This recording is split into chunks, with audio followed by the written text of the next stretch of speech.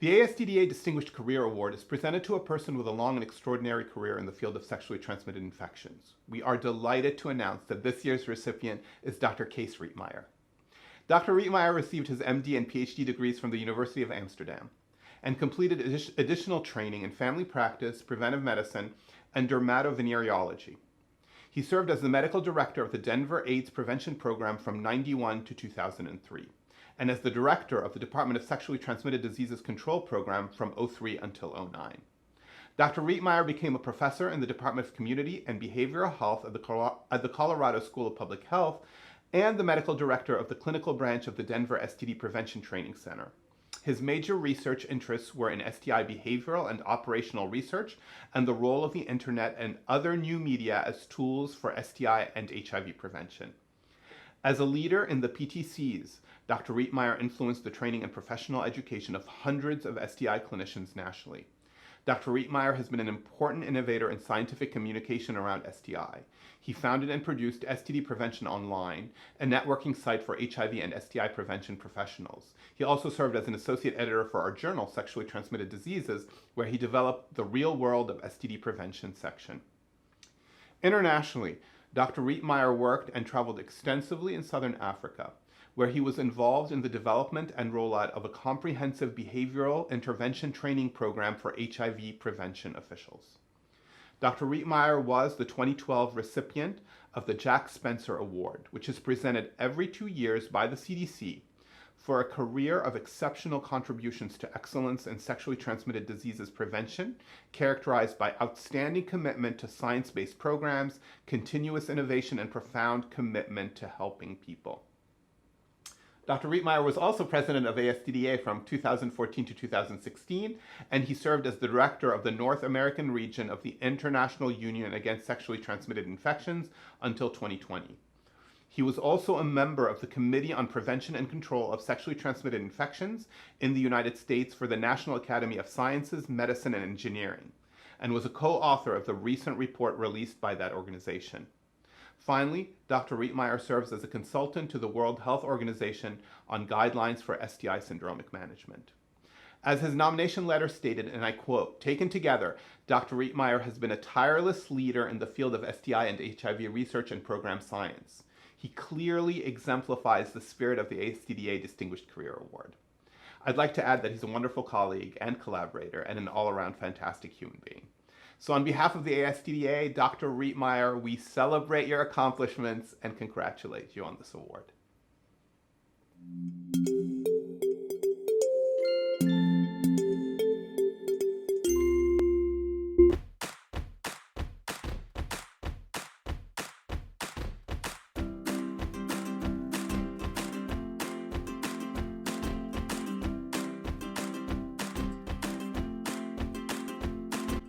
Hi, I first met Kees many years ago when he inadvertently invited me to a meeting of Dutch STI researchers, not knowing that my last name, Vanderpoel, was not actually Dutch, although historically it is. Anyway, ever since that time, I've had a great relationship with Kees, and he's done so much for this field that I think that it's really fitting that he's winning this award this year. He's really committed himself to trying to help people translate the research that many of us do into practical and applied techniques that manage patients better and overall help STD programs improve. I can't think that many people have done much more for the field in that particular area. And so this is a very well-deserved reward. Congratulations, Kees, and I hope you can have a toast and enjoy your award. I'll see you in Amsterdam. Dear Kees, over many years now, we've debated, argued, planned, collaborated, nursed our wounds, and celebrated many things. Our friendship grew out of shared passion and vision for the field of sexually transmitted infections, but it surpassed and transcended our work to become one of the most cherished parts of my life. You are so deeply deserving of the ASTDA Distinguished Career Award by your vision for the field, for your commitment and leadership, and for your constant voice urging us on. You've given us so much. I hope you can bask now in the respect, warmth, and love this award represents. Much love from me, my friend. Hi, Kees. This is Terry and your PTC family. Congrats on this great award. We are so proud of you and thankful for 30 years of your wisdom, your encouragement, your guidance, and innovation. What you taught me at the end of the day, besides a good bottle of Merlot, is what's really important is relationships. Hi, Kees. You're legendary. I'm so glad I got to work with you. I miss you, Kees, because you're so fun. Happy retirement. Gentlemen. Kees, always the syphilis guru with the best pictures ever. Congratulations, enjoy your retirement, and I've had the great pleasure of watching you with patients, and you were always thoughtful and caring. Thank you. Wise discussions and conversations. Victoria. Surprise, caring is being shown again. Love you, Kees. Kim. Kees, I just appreciate your leadership, and you're such a leader for all of us throughout the years. Miss you. A teacher, we've all learned so much from you over so many years. Very grateful. Congrats. Congratulations, Kees. I know you're always going to pep the tot and warm it up. Love you. Happy retirement. STD guru. Congratulations, Kees. Kees, you've been doing incredible work for such a long time, and making some very bold decisions. We will miss you. Congratulations. Kees, I think we all agree that you're a hero. Karen. Cheating on the word count, but I just wanted to let you know you're really my favorite clinical and educational instructor, and I'm so glad you're being honored with this remarkable award. Thank you. And Kees, thanks for being an innovator. We love you, and we look forward to celebrating with you soon. Congratulations! Congratulations, Kees, on this achievement, and you're the father of our clinic. We're so grateful for everything you've done and the basis that you've put underneath us. So thank you very much. We miss you, and we're very proud of you. Hi, everyone. I'm Arlene Sagna from the University of North Carolina in Chapel Hill. I want to congratulate you, Kees, for such an amazing award, Distinguished Career Award for ASTDA, for your very incredible career. I've really been in awe of everything that you've accomplished at Denver Health, also with the ASTDA as past president, receiving the Jack Spencer Award, and now your current work with NASM. So, what I love about you is the fact that you're always so understated, very humble, but also very energetic with advocacy and trying to promote future careers in STDs or STIs. It's really very hard to follow your footsteps, and I can only hope that mid-career investigators like myself can fill in those really incredible successes that you've had, because we need people like you in STDs, and we can only hope that the rest of us can continue to promote in your legacy. So thank you very much for everything you've done, Kees. And again, my congratulations to you and your family, and I wish you well.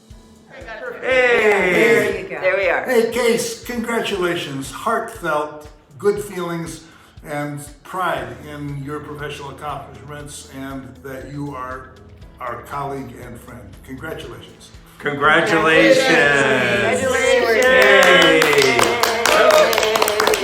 Very well deserved. And we toast to you as well. Congratulations, Kees. Kees, congratulations on your well-deserved receipt of the Career Achievement Award. Your contributions at Denver Public Health showed how public health and academic disciplines can lead our field.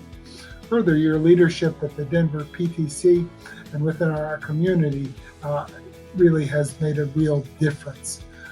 Your leadership within on a national and even international level through the ASTDA, through your research, through your contributions to the WHO STD group, and most recently through your major contributions to the National Academies STI Sexual Health working group are all examples of what can be done and what should be done to promote our field, period. I hope that many people will learn from your example and join me, I know they will actually, in celebrating all of your contributions. I look forward to seeing you in the future, perhaps in the mountains outside of Colorado or elsewhere in the not too distant future. But again, heartfelt congratulations for you and all that you've brought to us. Hi, Kees. Congratulations on receiving the ASTDA Outstanding Career Award. You've done so many wonderful and outstanding things during your career. Also, you've done so much for ASTDA for many years and for Denver. You're truly essential leadership to the STI Journal.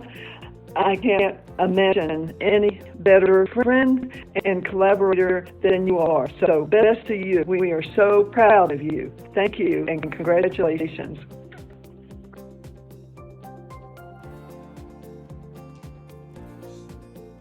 Dear Kees, it is an honor to speak to you on this special occasion in tribute to your career in the past many years. I've known you since the IUSTI meeting in Milan back in 2008. And since then we have met on many occasions dedicated to STI and also beyond that field. You had a very remarkable career path into STI. You told me that you started in dermatology under Professor Staltz in Rotterdam. But when you went to the United States for a research internship, you got so excited that you left the boring domain of dermatology and chose to further in STI in Colorado under a bright and sunny sky instead of the rainy environment of Rotterdam. It was a big privilege to work with you on as scientific co-chair on the meeting organized by Derek Friedman in 2018 in Dublin, and subsequently in your role as chair of the scholarship committee for the 2021 World STI and HIV Congress this time. I know that we will meet each other on many occasions in the future, also since you will be around in Europe, either in France or maybe also in the Netherlands more often now that you have reached your retirement. Stay well, and I look forward to staying in contact with you. Oh, wow. I'm all beklemd. Thank you so very much, everybody. And let me also thank the folks that are here with me at the table. Bobby Vanderpool, who is the past president of the ASTDA, and then also my dear friend, colleague, Hunter Hansfield, who surprised me by coming here for this occasion just a couple of days ago.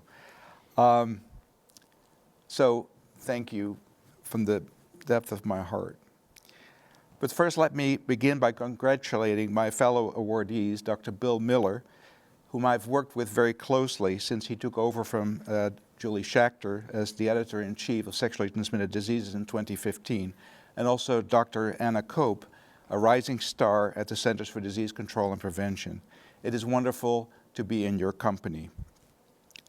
To say that receiving this award is a great pleasure is a vast understatement.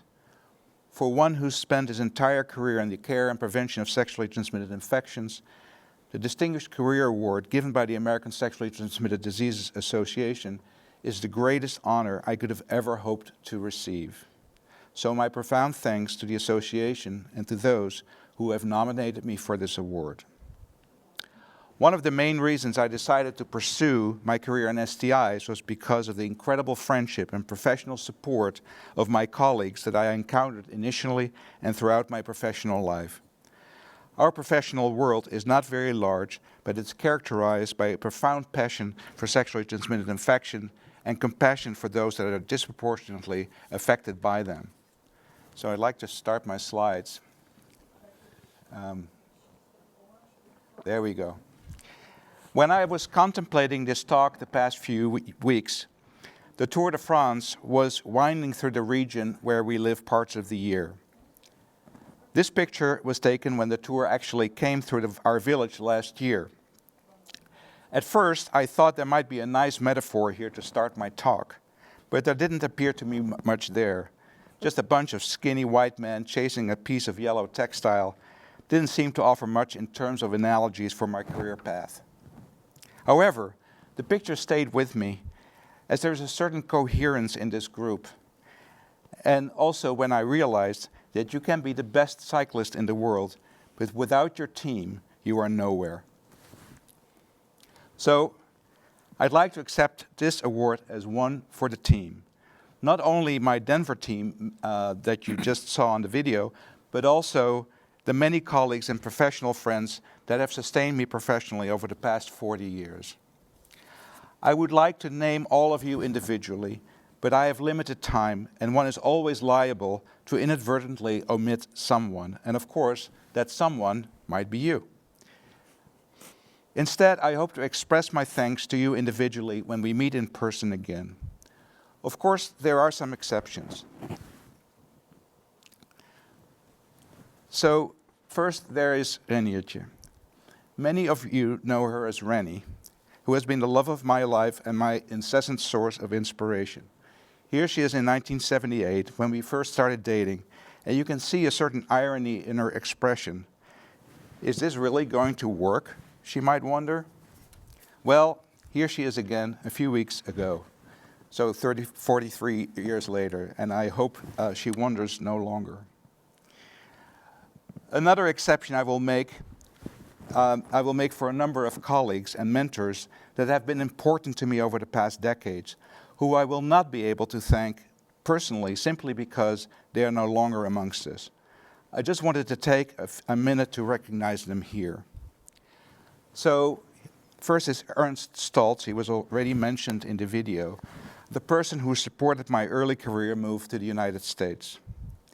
There's Marty Fishbein, who was my mentor in the behavioral sciences and who also showed me what it is to be a real mensch. There's Ward Cates and Walt Stam, who were both cherished colleagues and mentors to many of us, including myself. There's Han Venema and Therese van der Helm, who were colleagues of mine from the Amsterdam Health Department, where I started my career. There's Julie Schechter, who mentored me as an associate editor to the STD Journal. And finally, there's James Hakim, who supported my work recently in Zimbabwe. Julie and James died a few weeks apart earlier this year due to the complications from COVID-19. So now I'm going to start my own little tour. And that tour starts here in Amsterdam, at this street. It's the De Leres Street, just around the corner from the Concertgebouw, as you can see here. When I grew up in the 1950s, I knew about this street because my grandfather lived there at number 76, and we visited him quite often. But I didn't know about the street's namesake until much later. And here he is, Gerardo Leves. He was painted in 1665 by Rembrandt. De Leres was Rembrandt's student. In this painting, he is 25, and Rembrandt was 59. So what does De Leres have to do with our talk here? What does he have to do with STIs? Well, let's have another look at this painting, and especially the features of Leres' face, the eyes, the rounded forehead, and of course the sunken bridge of the nose. You know where this is going. Congenital syphilis was not known as a disease entity until the late 18th century and only firmly described by Jonathan Hutchinson in 1858. However, there's wide consensus among historians that this is what De Leres was afflicted with. While Gerardo Leves and Rembrandt van Rijn are long gone, more than 350 years later, however, congenital syphilis is still very much with us.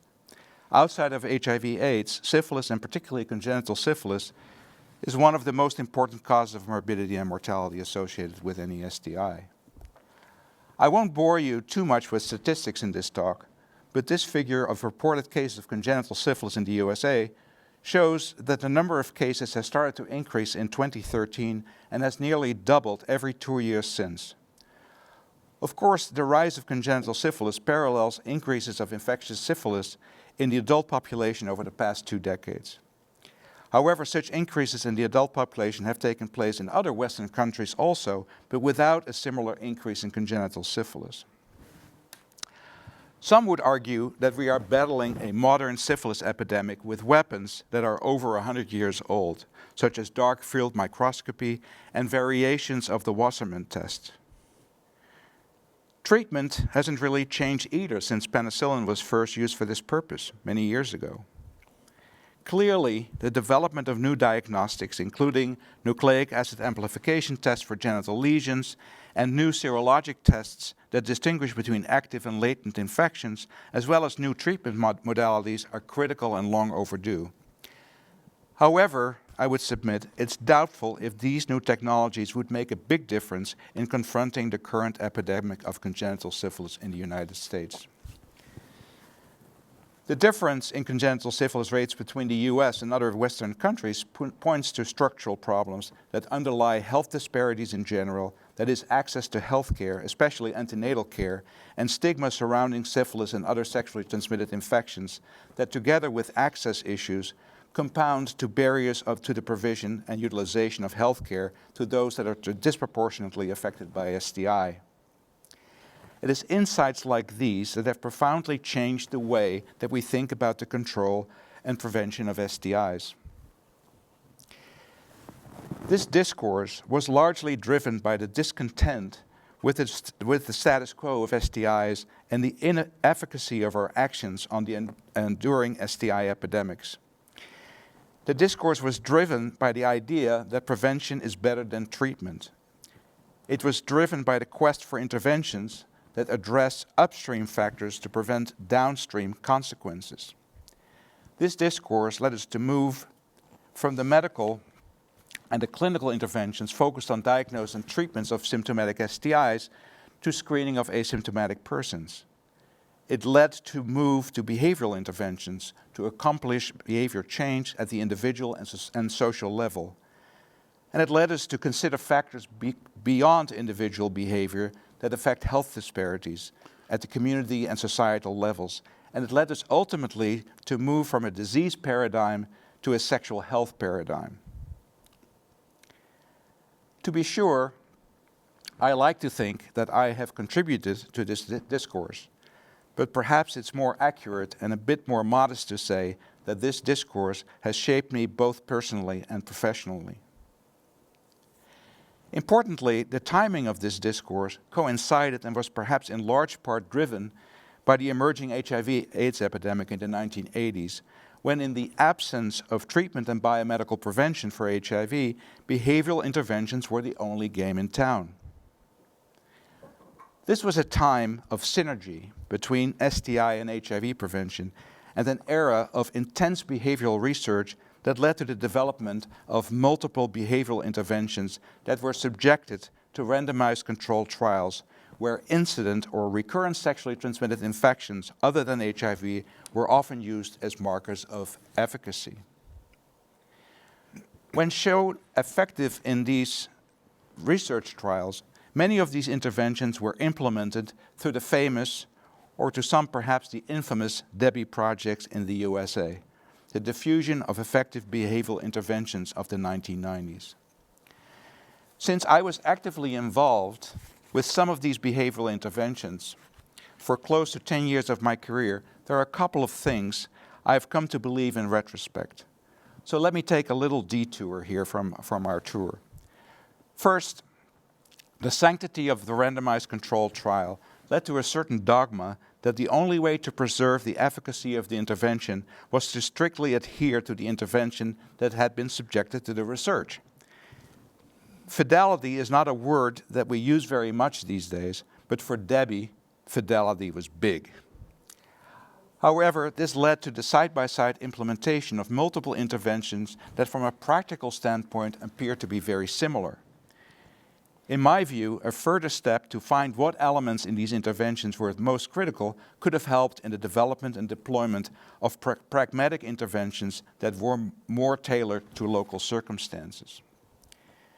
In a blog that I wrote many years ago entitled Deconstructing Debbie, I argued that from a practical perspective, it was more important to distill the commonality of driving forces among these interventions rather than the esoteric differences between them.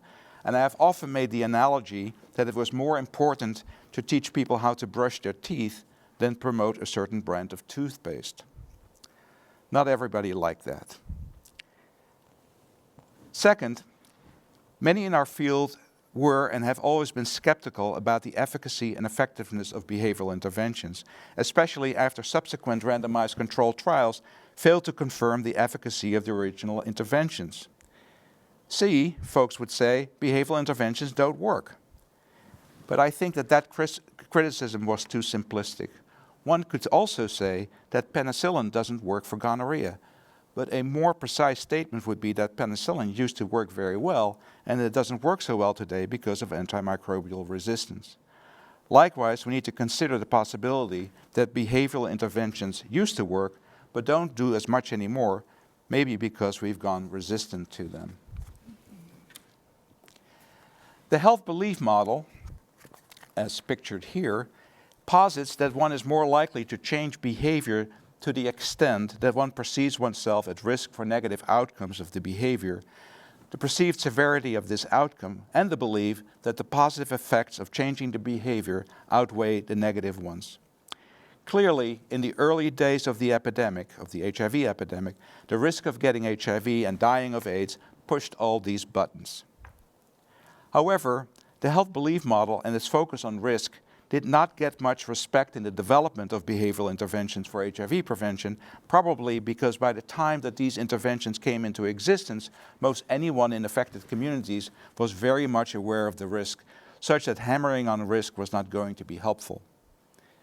Hence, it made more sense to focus on other psychological proximities to behavior and behavior change, such as intentions, attitudes, social norms, and self-efficacy. But of course, the health belief model had its revenge, albeit in reverse, that when biomedical interventions reduced the severity of HIV infection, risk perceptions changed, and with that behavior change, including less condom use and rising STIs. So now we're going back to the main road. Oops, I'm going to actually stay here for a second. This all said, I would submit that there's another problem with behavioral interventions, at least in the way that they've been conceived so far.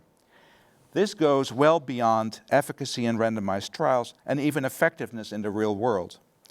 At the very basis of these interventions lies the rather judgmental premise that behaviors are either bad, that is, they lead to undesired outcomes like HIV or syphilis, or they are good, that is, they prevent such things from happening. Thus, condom use is good because it prevents STI transmission. By contrast, unprotected sex conveys a negative connotation.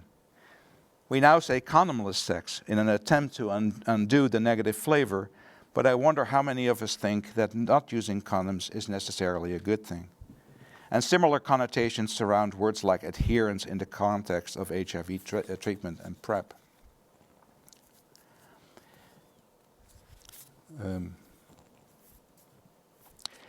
Importantly, the labeling of bad and good behaviors linked to disease transmission has increasingly led to the stigmatization of groups that are at disproportionate risk for STIs, including those who were considered to be behaviorally deviant. This approach has always been ethically untenable and from a public health perspective, impractical.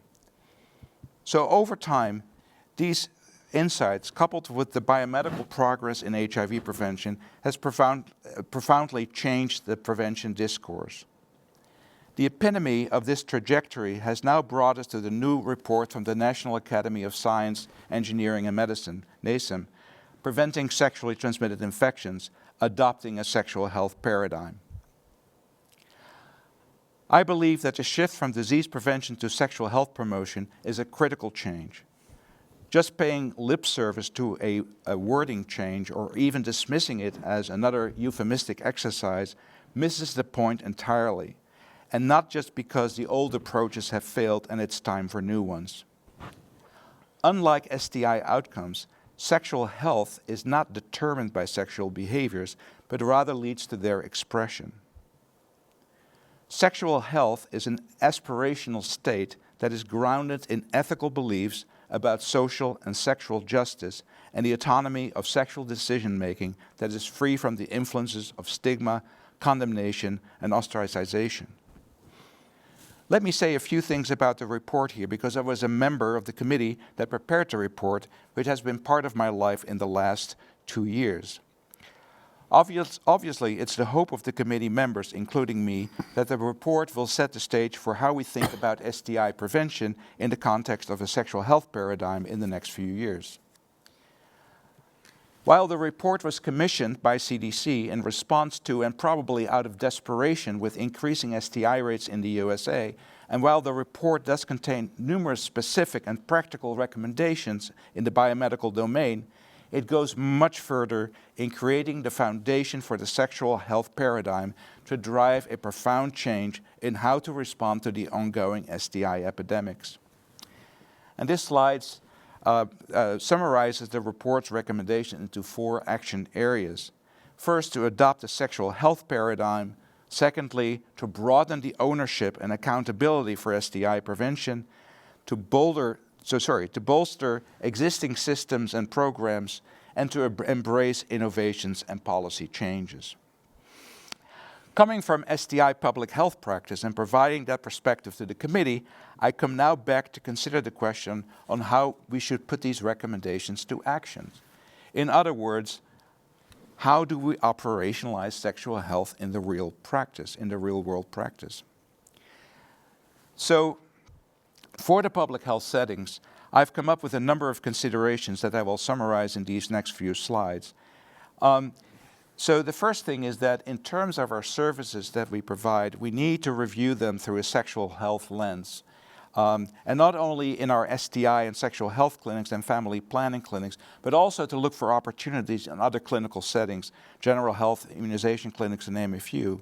And we also need to imbue the work that the disease intervention specialists do and look through this through the same lens. We need to assure sexual health services that are accessible and appropriate and addresses the needs of populations that are disproportionately affected by STI, and include basic components beginning with comprehensive sexual health assessment and provide services that are free of stigma. This requires in turn a competent workforce with staff diversity and training into this sexual health paradigm. And it also, importantly, requires a healthy work environment, a sexually healthy work environment. And that has implications for leadership as well as for departmental policies. All these questions need careful consideration in the development of new programs and rethinking of the old ones. This is a particularly pressing question with the imminent rollout of an expanded diseases intervention program and expansion of the DIS workforce funded by the US government in response to the COVID-19 public health calamity. Fortunately, there are many examples of local clinics and public health programs to lead the way. The NASM report was not born in a vacuum, but rather grew out of the experiences from these initiatives and innovations that have been fueled by advances in science on the one hand, including new diagnostics and treatments, as well as from community involvement and activists on the other. It is critically important, though, that for these innovations to reach the broader field, that these interventions be evaluated and be published. So I believe that the path forward is promising. However, we also need to confront and address potential conflicts. Importantly, as HIV prevention became less behaviorally and more medically oriented in the last 20 years, a dissociation of sorts has occurred between HIV prevention and the prevention of other STIs. HIV prevention through HIV treatment and prophylaxis has reduced the threat of HIV and has had benefits for sexual health, but maybe at the cost of increasing rates of other STIs.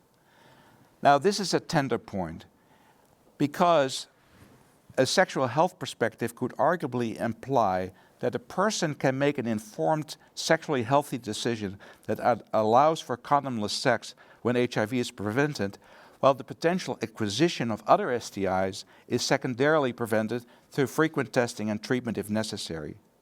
And this is the de facto PrEP policy in many places. But I'm not sure that this discussion has been continued to its logical conclusion. That is that some of the current increases in reportable STIs, such as gonorrhea and syphilis, may be the unavoidable outcome of the progress we've made in HIV prevention. It has been said that sexual health is not just the absence of sexual disease, but here the conclusion would be that the presence of disease does not necessarily equate the absence of sexual health, and that's something to ponder. However, I do worry that STI prevention in the future will solely hinge on a test and treat approach for treatable STIs, especially when other approaches, including vaccines for most STIs, are still beyond the horizon.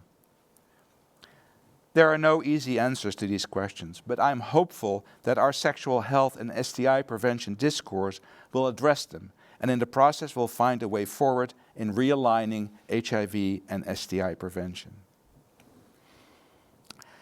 So, at the end of our tour, we returned to my grandfather's street in Amsterdam. What happened, you might ask, to Gerardo Leves? Well, given his condition, he didn't do too poorly. While today not many people are familiar with him, in his time, Gerardo Leves was perhaps more well-known than Rembrandt was at the time. He painted in a refined neoclassical style as shown here, and these are ceiling paintings at the Royal Dutch Palace that he completed in 1680 at age 40. While he was his apprentice in early life, he apparently did not have many good words for the painter who was 35 years his senior. Famously, he decried Rembrandt's style of painting in thick layers as muck on canvas. He became blind at age 49, which prompted him to switch from painting to writing, and with the help of his sons, wrote the first authoritative work on art in the 17th century in Netherlands. Whether his blindness was related to congenital syphilis is a point of historical debate. He died at age 70, and he must have been one of the lucky ones, as the disease he was afflicted with apparently spared him from even more serious complications later in life. It is comforting to know that these days we have the tools to prevent and treat congenital syphilis, if only we find the ways to make these tools available and accessible to all in a timely and equitable way. Finally, it's ironic that the ignorance around the etiology of his condition spared Gerardo Leves from the stigma that syphilis and congenital syphilis and other STIs are now surrounded with. Sometimes, indeed, ignorance is bliss. Thank you.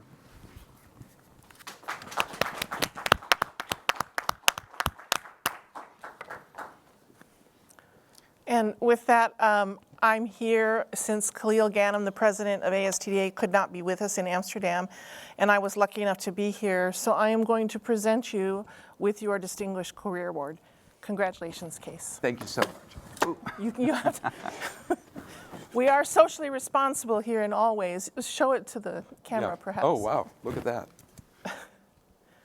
You might hold it up just a bit. There you go. So this is the, This is your new award, yes. This is our logo. This is the ASTDA logo. So Kees's award will be the ASTDA logo made out of glass, custom made for him. Oh, wow. Beautiful. Thank you so very much. Congratulations. Thank you. I wasn't expected to be here, and it wasn't even certain on my own behalf I was going to be here until about a week ago, and that was a pleasure to join this event. And I just want to thank you, Kees, for both your friendship and your collegiality, but I also want to throw in a thanks, although I cannot speak for the world of people with impaired sexual health due to STI or at risk for that. It is on their behalf that you are receiving this award, and on their behalf, to the extent that I am in a weak fashion able to speak for them, congratulations and thank you. Thank you. Thank you. Thank you, Hunter. And thanks again for coming. Congratulations, you. Peter. Kees, een kleine verrassing. Een kleine verrassing.